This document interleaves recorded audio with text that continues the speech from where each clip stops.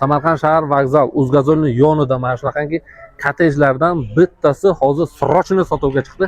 Birinchi etaj tashqari eshikdan shunday kiraverishda mana shu kattagina hol bo'ladi. Bu yerga o'tirib televizor tomosha qiladigan kuxonniy studiya, hamma sharoit bor. Nima ko'rasizlar, hammasi turadi. Eng qizig'i mana shu birinchi etajning o'zidan tashqari mana shu hovlichasiga chiqadigan joy, ikkita sanuzel bo'ladi.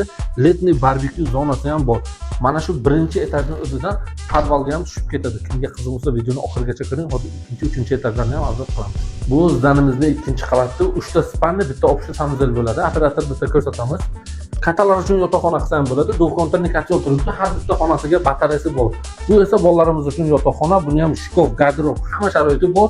Bu ikkinchi etaj общий sanuzel bo'ladi.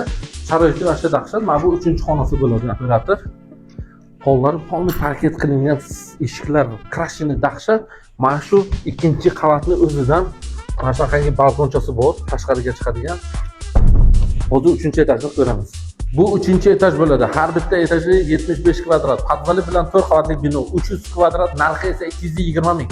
Bizlarni yo'qotib qo'ymaslik uchun bizlarga podpiska tugmasini bosib qo'ying. Mana shunaqangi shahar ichidan dahshat uylarni faqat bizlar chiqaramiz.